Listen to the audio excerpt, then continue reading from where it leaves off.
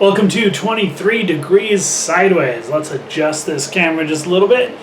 It makes the whole thing much better for all of us sociopaths and psychopaths next door.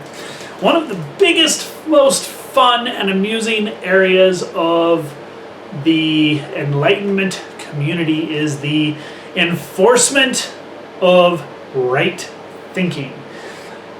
You'd think that this would be less of a thing with the Enlightenment crowd, right? We're all enlightened, and there's some real big, huge changes to your beingness when you do this, right?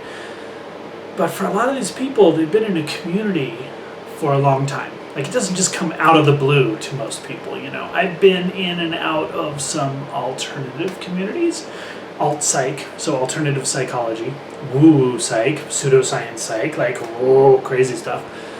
Bit of squirrel. I've done occultism, Western occultism, various different kinds, various different levels. I've done some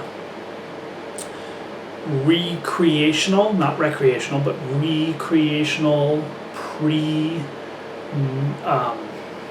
could say pre-Nordic, but pre-Christian influence, Northern Eurasian shamanic stuff. Done a lot of stuff. So I don't come at it. I know people. I've dated people. I've been in the community, the enlightened community, a little bit. You know, I've done some meditation classes. I've done self-hypnosis classes. I've taken some yoga classes. You know, I've done the whole thing. But I've never been in it. I've never been in it to the point where you share the thoughts. You know, like there was an interview that was done by one of the TM guys. TM is Transcendental Meditation, the dudes in Iowa. Buddha's Gas Station or something, I don't remember the podcast. And he was interviewing a guy who I do know, and it was really interesting because he kept trying to push these buttons about how we all know the scientists are bad, we all know the politics are bad, we all know Trump is bad, we all know this. And he kept doing this thing, and it was very snide. Like, it made you wonder about the Enlightenment thing because it was very like, it was snide. It was actually kind of nasty, some of the comments he'd make. And the guest, who I do know, who is not always on board with that kind of thing, he's a little bit antinomian himself, he would just kind of laugh it off, pass it off, like it never got any traction or a response from him.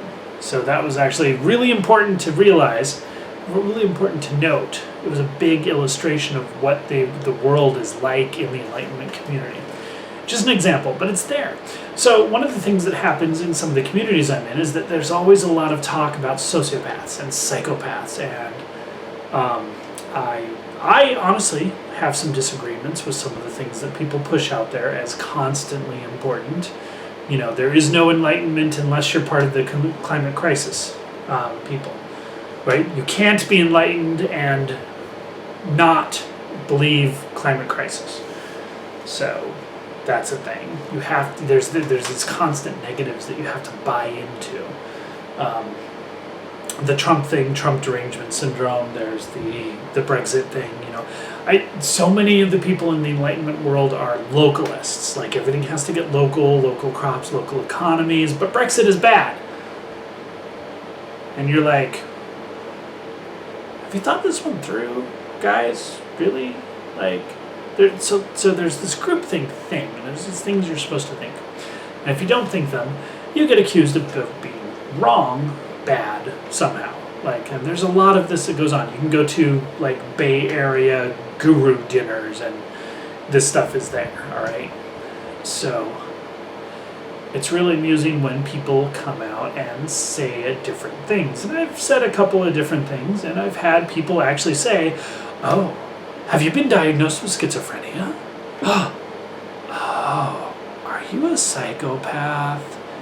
You seem sociopathic. And I'm like, all right, guys, let's, like, back this down a little. Here's the thing. ASPD, antisocial personality disorder, and there's a whole bunch of sub-disorders and stuff, is a very clinical diagnosis, a very real thing. But it has some strong diagnostic criteria. So does schizophrenia. I don't know where that one came from. The guy who did that one is just way out there in some mental enforcement of reality land that I don't get. You can be enlightened and have the weirdest, craziest, most crippling mental problems. And it's totally fine because the mind isn't what's enlightened, it's you that's enlightened. So you kind of got to get a little handle on your mind and your mental habits. At some point in time, it's really helpful. So I'll say things that are different. And, we were talking about Jed McKenna a couple days ago, and his, he's got a very different viewpoint and attitude and how he handles enlightenment. He likes to do shock therapy, so to speak. It's he wants to shock you into enlightenment or shock you into a different viewpoint from which to attain enlightenment. Even if he's really big on this write stuff down until you're enlightened thing, this like constant write truth, just sit down, shut up and write the truth until you have written all the truths out and dug down and gotten to the core and realized what it is, and the enlightenment happens. Valid method, probably wouldn't work for me, but I don't know, it might have worked for me. Right now it sounds incredibly boring, but I don't need to do it. So, who knows? It all, at the same time, it kind of sounds incredibly entertaining to write down a list of all the truths I can come up with that are partial truths, surface truths. Knowing what the answer is, there's this kind of how many truths could I list? It'd probably get boring pretty fast though. I don't have the attention span for that. That could take weeks, months. Ugh. So, I find my points of agreement with him and my points of disagreement with him, but a lot of people say, this guy, the way he talks, because he calls other teachers shit artists and stuff, and he's very in your face. In books, okay? You can't find this guy, you can't go to his school, he doesn't do online trainings, he's not a coach, there's nothing there. But so this guy, he's obviously a horrible sociopathic grifter. And that's basically what people label. People in the Enlightenment community will say these things.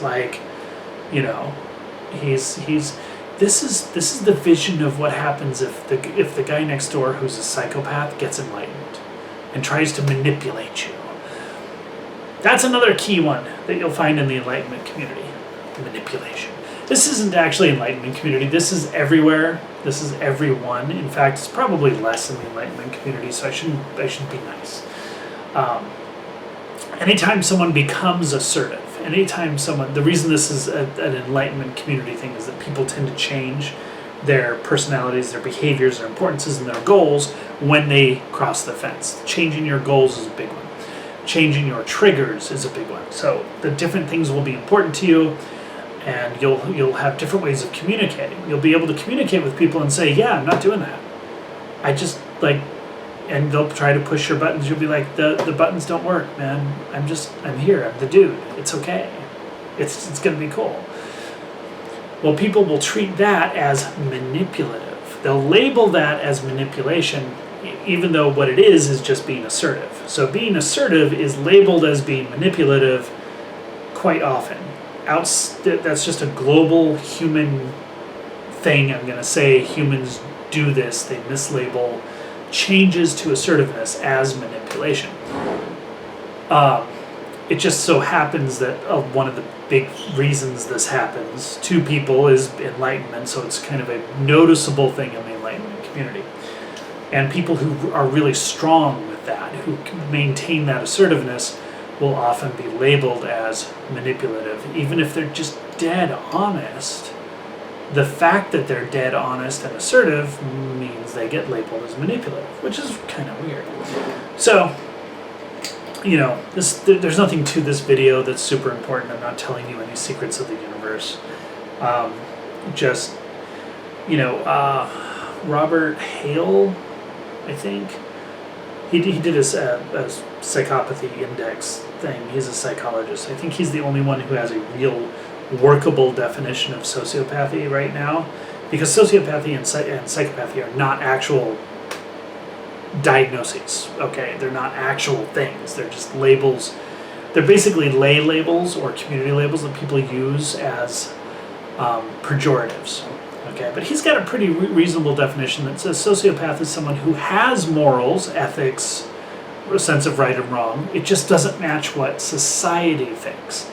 This is a key thing to remember about not only like when I'm talking about the Enlightenment community or political communities or anything, but also the therapy community, the mental health community, is that their definition of sanity is what they like. If you have a different alternative set of morals, that's sociopathic by definition. Careful with that one, okay? Just be careful. Be careful, because some of those people can have a negative impact on your life in a very real sense. So be careful. Have fun with it, but be careful. So just to finish this off really quick, remember that quite often, and this happens just as much in the communities that preach ultimate love and peace, a label like sociopath or psychopath is something that comes out from someone who's in disagreement. For people who believe in universal deification, the glory of the soul, the universal one, everyone's a goddess, the whole thing, you don't believe like me, therefore you're a sociopath. It's kind of a hard one to take. It's a hard one to swallow. It's a hard one to it's a hard one for me to get past when I'm looking at people sometimes. And I'm like, are you enlightened? Now, of course I know they are. But I'm not free from judgmentalness most of the time. That's a mental structure, mind structure that I haven't seen fit to get rid of. There's effort involved that I just don't care to make right now. So remember also that the guy in the Enlightenment community who gets labeled as a sociopath, if he's not running a pyramid scheme, you want to find out what he's thinking. You want to find out what he's talking about, because it may have just enough difference from the norm to help you out a little bit. Stay sideways.